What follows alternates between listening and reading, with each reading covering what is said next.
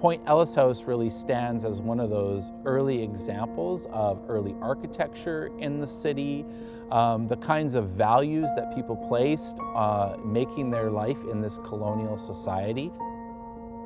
Point Ellice House is really a gem because it provides that whole context from the family history, the objects, the landscape itself. And so it's not just the house, but it's the whole context of which the house is situated is what makes Point Ellice House really particularly special. One of the most frequently asked questions we have here at Point Ellice House is it haunted? And so of course we always say, well, it depends on where you're coming from or what stories you've heard or maybe what evidence you can collect. But if people come to Point Ellice House because they're curious about the ghosts, then that's a great thing, because anytime we can get people in here and get them hooked on the stories of this place, be they ghostly or otherwise, is always a good thing.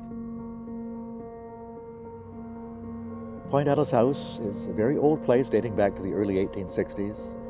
Along that stretch of the waterway, there were lots of well-known and fairly wealthy families. The O'Reillys bought it in 1867, and later they added to it. And the house that we know today is largely their creation from 1867 until they sold it to the government in the 1970s. Any notable family in town, any family in town back in the 1800s, would be buried here at Ross Bay Cemetery, with a few exceptions, because this was the only major cemetery in the city at that time.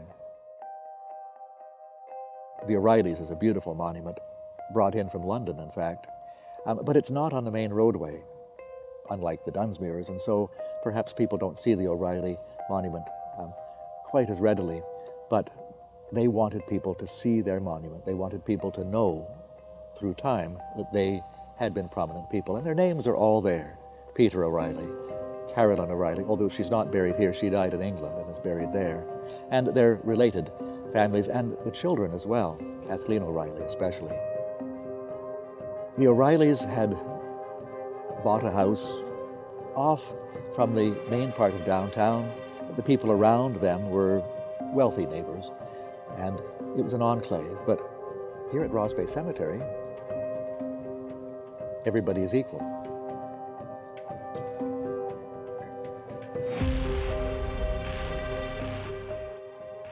Beyond Belief Paranormal Events team is here, and they have all kinds of equipment set up inside the house, and they also have a spiritual medium on their team, and we're going to try and see if we can collect some evidence and find out a little bit more about what kind of spirits may reside here or may pass through here. Beyond Belief is a paranormal investigating team. Our primary focus is to help homeowners or people living in a property or working in a property that are having paranormal experiences and they don't know who to turn to and they're frightened. So that's our primary work, and we do that free of charge. So literally somebody can reach out to us, we'll do a consultation, and then we'll determine the next best steps from there. It's an immense privilege to be invited in, to be trusted, to be able to investigate, and it's a privilege from the spirits that do put up with us, do communicate with us occasionally. So I would say it's just a privilege. It's amazing. I mean, to be able to get access to a place like this is fantastic. I mean, just from its history alone, those of us who love history, it's a very historic home. It's one of the oldest homes in Victoria in its original state. What's unique about it, it does have a paranormal history, at least lots of evidence where people have experienced unique circumstances in the property.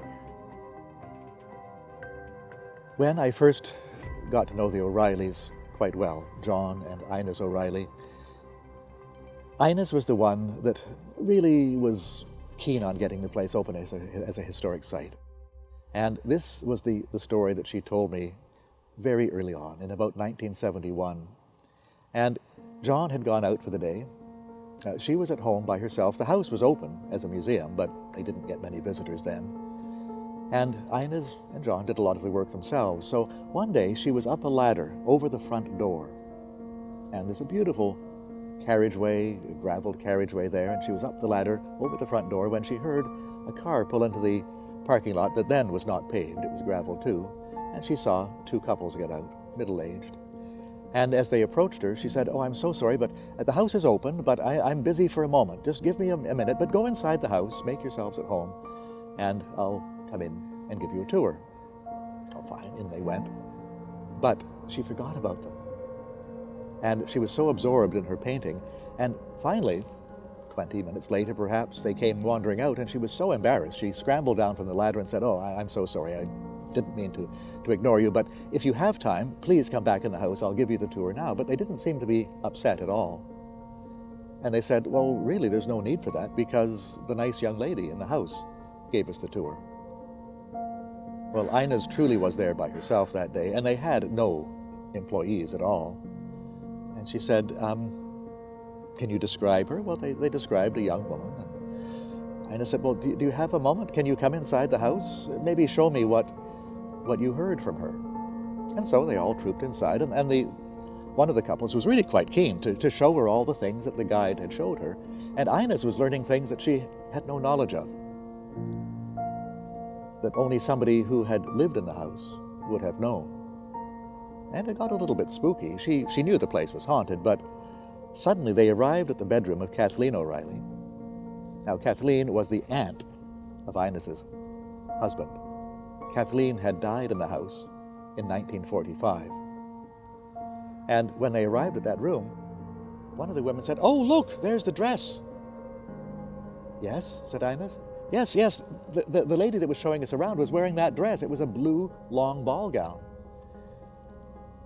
And suddenly Inez realized what was going on.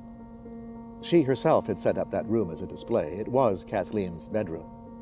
And many of Kathleen's dresses and other gowns were in storage in cedar cabinets upstairs in the attic. She had chosen that one because it looked so nice and had draped it over the bed, rather artistically, just as if Kathleen might have laid it there. It had been there for several months. Kathleen, who was definitely not in the house, at least alive, as far as Inez knew, but somehow Kathleen had come to life in that dress and had given those people the tour. Inez never tired of telling that story. And although people in the museum community pooh-poohed this and said, "Oh, you're making this up," Inez was never willing to admit that she had made it up. So that was my first true knowledge of ghosts at Point Ellice House.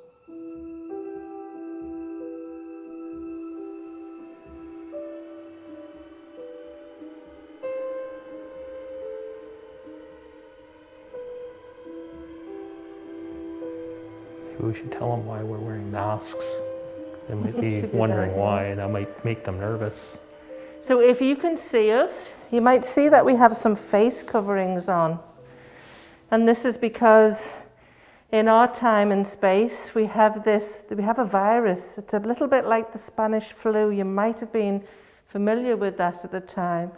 So we have these masks on to keep us safe. So please don't be alarmed if you can see us, and you can see we've got these face coverings on. Yes. Do you need any help? We've got the bells here. Could you ring one of the servants' bells and we'll come and help you?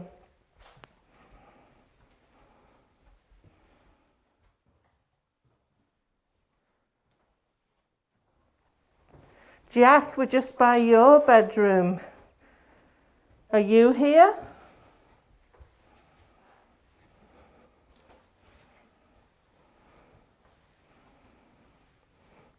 We're just walking through this beautiful home.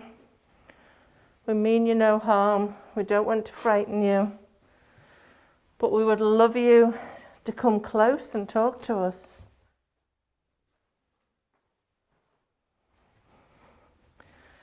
If Kathleen's here, I believe that this was your bedroom, Kathleen.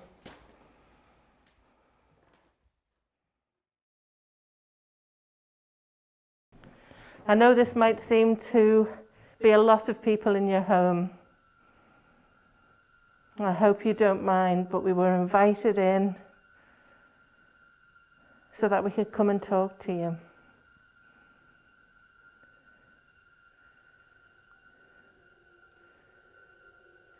Can you make a noise?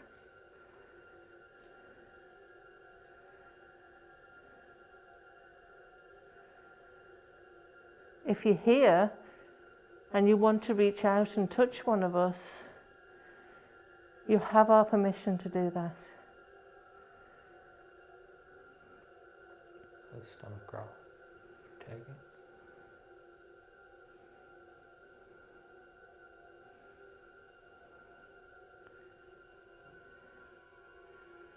If you could find a way to communicate with us, we would be very grateful.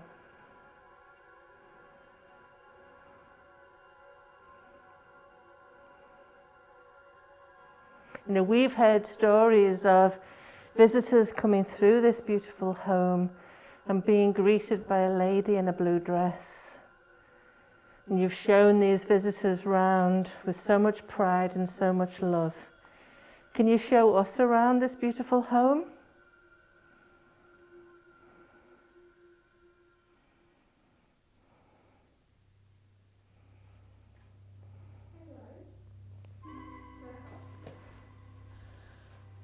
That to me seems like an anomaly in the camera. Yeah, it's a lens flare. Definitely. It could be from the light. The light is creating a spot. Yeah, it's a lens flare. We would debunk that and say it is nothing paranormal. But we did get a strange, this was illuminating for some reason on one of the days that I believe it was Saturday morning. We had a security camera set right there. Sorry, I'm just gonna stop the recording. It was set on that table facing this direction, so it caught all of this. And at about I think it was around 8:30 in the morning, this was all illuminating. And it was pitch black in here. There was no reason. So the only thing we could figure is that light's coming through here. And something was causing it to light up. The whole week I've seen different times of the motion sensor going off because of shadow changes, not necessarily something paranormal, mostly not. But that was unique, didn't pick that up the entire week except for once. And there's lots of motion sensors that went off. And there would be nothing coming through from like No, the sun from those windows? And it's right in here. Right. So it's reflecting So something happening. And there was nobody in any of the staff or anybody. And so even if there was somebody on the ground shining a flashlight through, they're not going to pick that up because the blinds are down. Exactly. Yeah. And we had this same day, this is the sound that was picked up. I figured it out. When you pull this lever,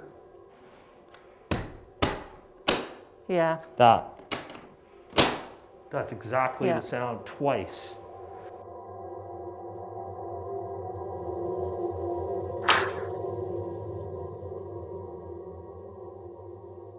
Two different times. I never heard it all week. It was only one morning. Yeah. 2 different times it made that sound. So we've got that. So something like that, it would have happened maybe 10, 20, 30 times a day. Maybe at that very, point in the day, somebody would come through the door. So that could be residual.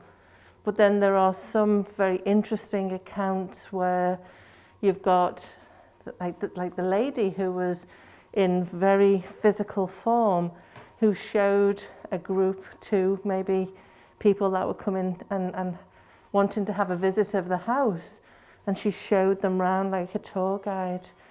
That, to me, sounds like an intelligent spirit, somebody who's very comfortable in this present dimension and probably very comfortable in her own dimension, but there's an interaction there. So that's fascinating to me. And if we could get some connection with perhaps who she is. And, we know that Kathleen spent all of her life here and probably is very connected to this space. Yeah.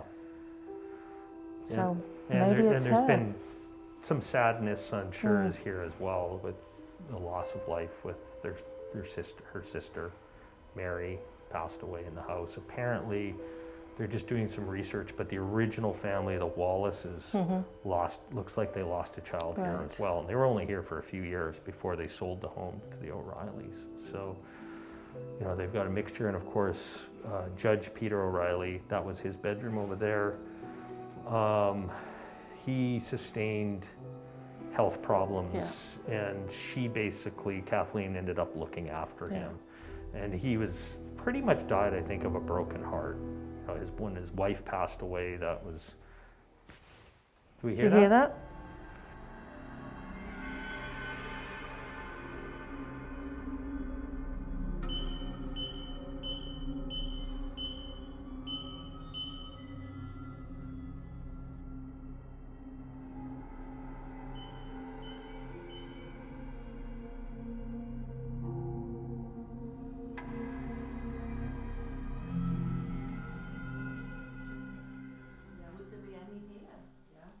Yes? Okay, let's just, With my cold hands, pardon. with your cold I did hands. have gloves on. We're reaching out to the spirits of Point Ellice. We're asking that you come forward and communicate with us in this way. We invite you to use our energy and the energy of the space to talk to us, and we're here with respect and mean no harm. Okay.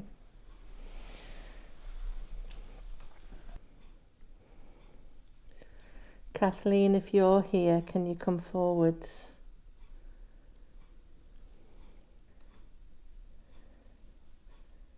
If Kathleen's not here, is Peter here? Whoever was communicating with these three lovely ladies earlier, you said that you'd be happy to participate in something like this. Can you come forwards now?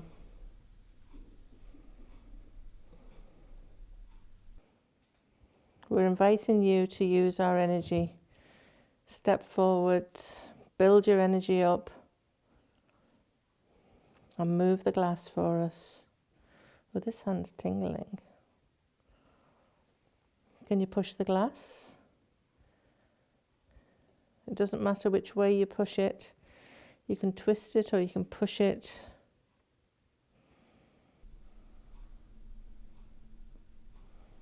I can feel slight little kind of wobbles, and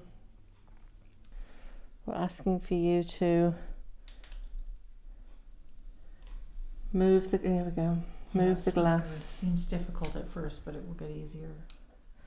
Thank you. Can you continue on doing this? Good job.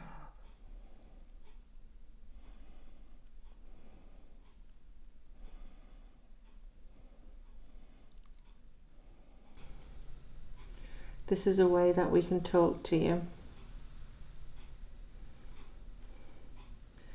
It's a way that we can ask questions and get some answers.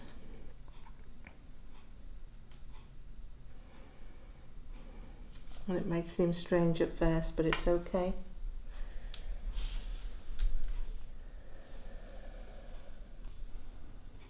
Oh, perfect. Keep going. Good job.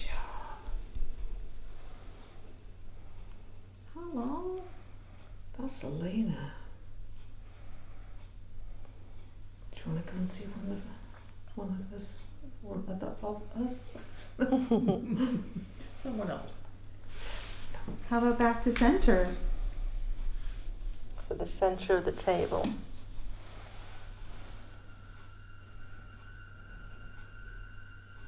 That's it. Keep going. Keep going. It'll get easier. Go on. You've gone that far before. You can do it again. I know you're strong from all the devices you've been setting off. You can do this too.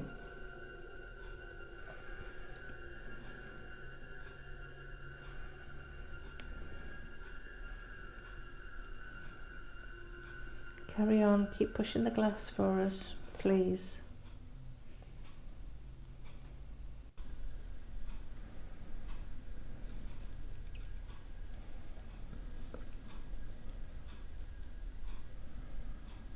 you step closer.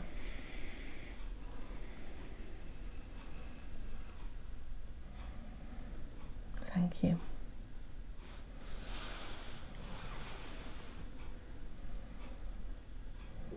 I can feel you close.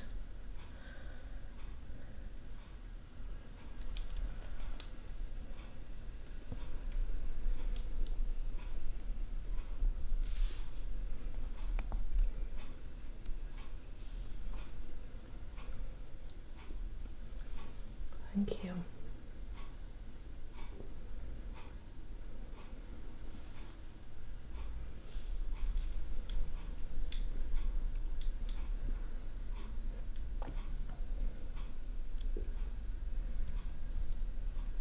I feel that you had a gentle energy.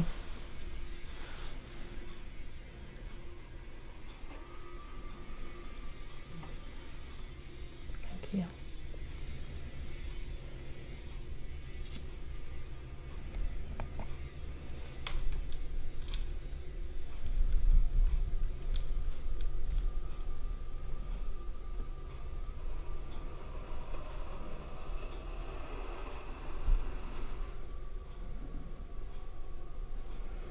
Keep on going.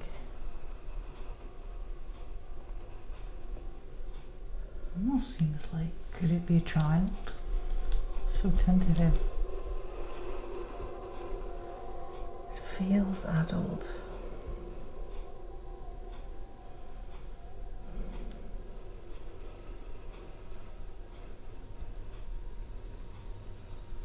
Are you a grown-up man? Not a child? No. Thank you.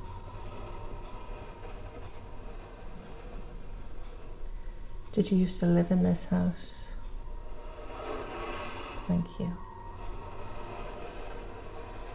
Are you a member of the O'Reilly family? Thank you. He's picked his own, yes. Well, at least I got a rise out of him by suggesting he might be a child, because he was so tentative. Oh. Is this Peter? Thank you.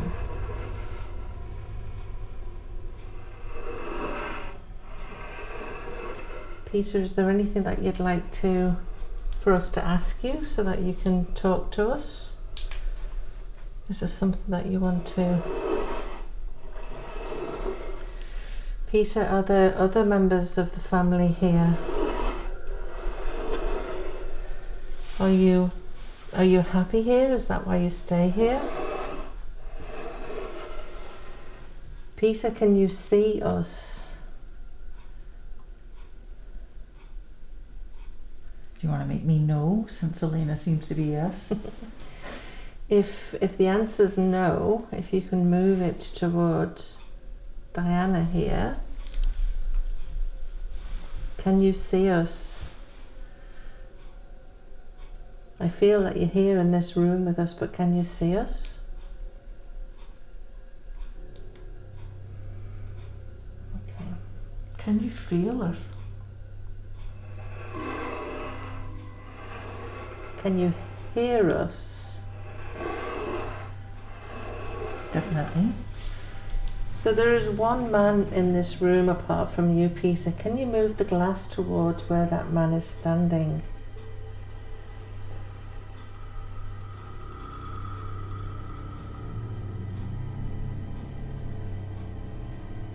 So you can see us? Tricky. Or maybe he felt where Jeff was. I don't know. Maybe. Oh. Or heard. I don't know. So Peter, okay, is Kathleen with you?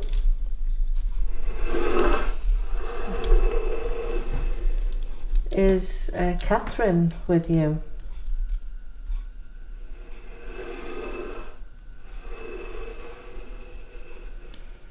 So very often a lady in a blue dress is seen. Is that Kathleen?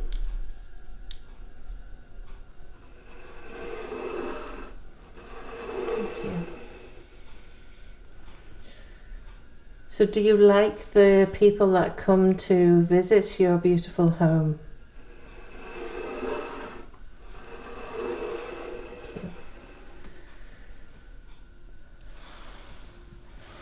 Do you know what we're doing here this evening? Do you know what we're trying to do?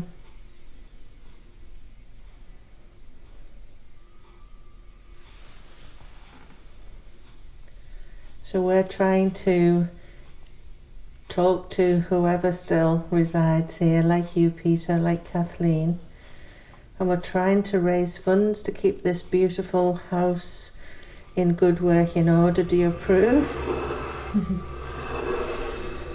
Do you think that everybody who watches this video should donate to your beautiful home? Thank you. Okay, I'm going to call it so that we get some of the footage, okay? Yeah. Thank you, Peter. Mm-hmm. What you did was amazing. Yes. Totally appreciate that. Close the... It is done. Ooh. Nice. Woo! Woo. Mine are hot with the spirit. Peter was standing so close, so close.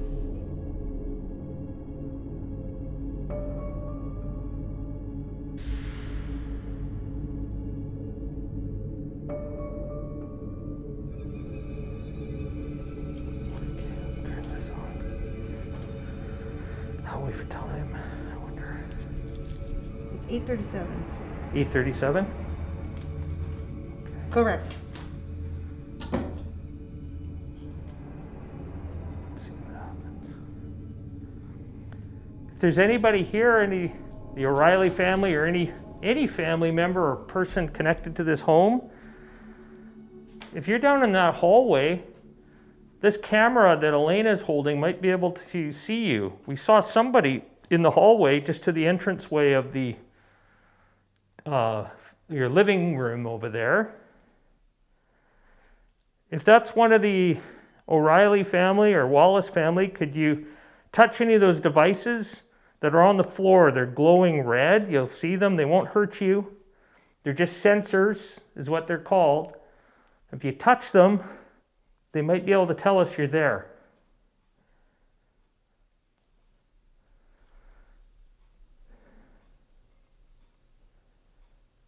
Just get an icy chill in here.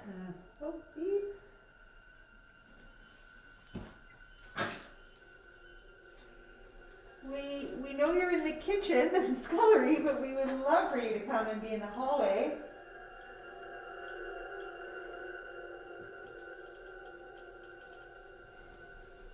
We saw and spoke with Peter earlier. Could have been just because Jeff was working down there, it drew interest. Yeah. And it's kind of like standing, kind of watching what you were doing because you had all your gear down there. Could have been the camera equipment caught the attention.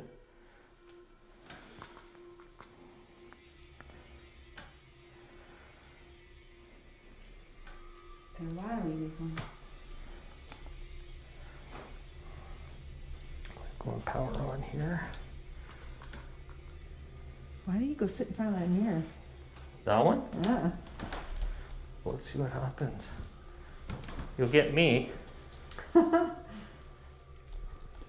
Now, if there's anybody else in the house that'd like to join us out here in the hallway, that way we can see you. We have a camera that can potentially pick you up where we can't see you with our own eyes. Is there anybody in the house that can make their presence known out here with us?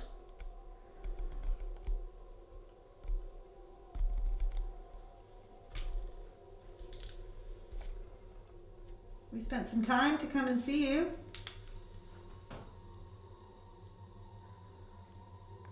You can also touch those two devices on the floor.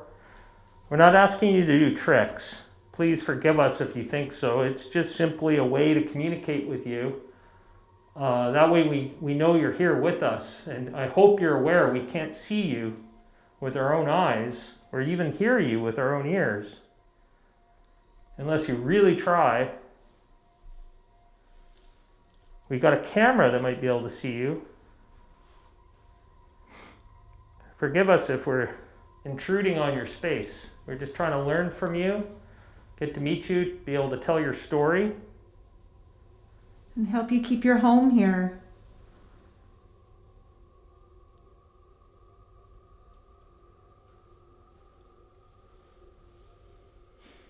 Do you know your home is a historic site?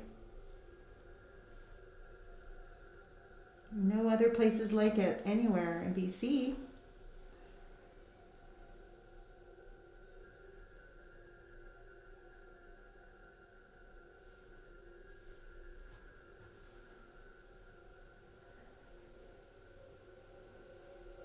Feels like something's touching my leg. This side. My right leg by my knee. There's nothing dangling and touching it. It was just lightly like.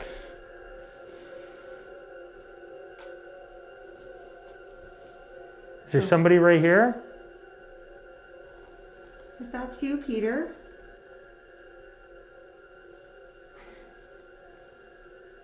Maybe reach out and touch Blake on his shoulder, on his right shoulder.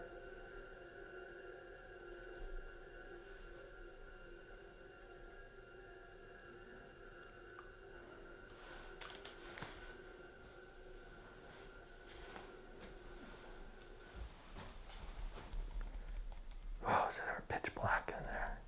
Yeah. Do you want to go in there? Yeah, bring it on up. We'll leave these behind us. Okay.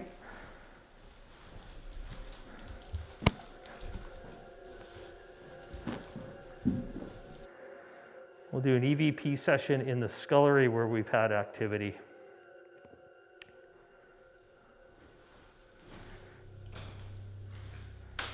In the residence. Oh, You've got somebody there? it was right above the bathtub. Oh!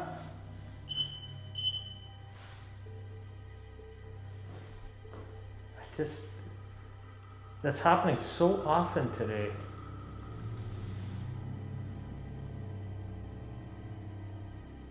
Strange. What kind of malfunction would do that? Battery. The battery starts getting low. Sometimes that's an issue. Like, did we put new... But they're all were charged. Everything was. And that started as soon as we turned it on. As soon as we turn it on throughout the day, there's been activity on it. Well, And it's intermittent. It's not like it's usually if it's a battery issue, you'll just start doing something in a not a random way, but there'd be a rhythm to it, yeah. and it would just stay like that. Because that's what I get with the REM pods. They get too low on power. Oh, that's over to your left. That's over here. If there's somebody over there, Oh. if you're over by the counter near the entrance to the pantry, I'm just going to press this recorder here and hopefully we can get your voice.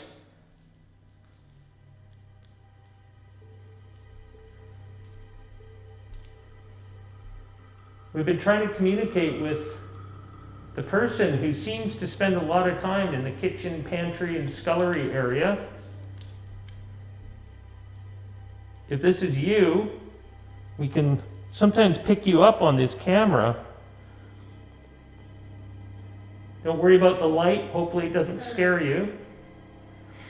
But we do have some devices here that you can touch. They won't hurt you. It's like it's giving someone a bath. There's two. There's two. It's something small and like an adult and Yeah. a child. And they're right by the bathtub. That's a child's bathtub. Child tub. Oh, we're done. Sorry, but at least we got that. Power out. Yeah. Good night.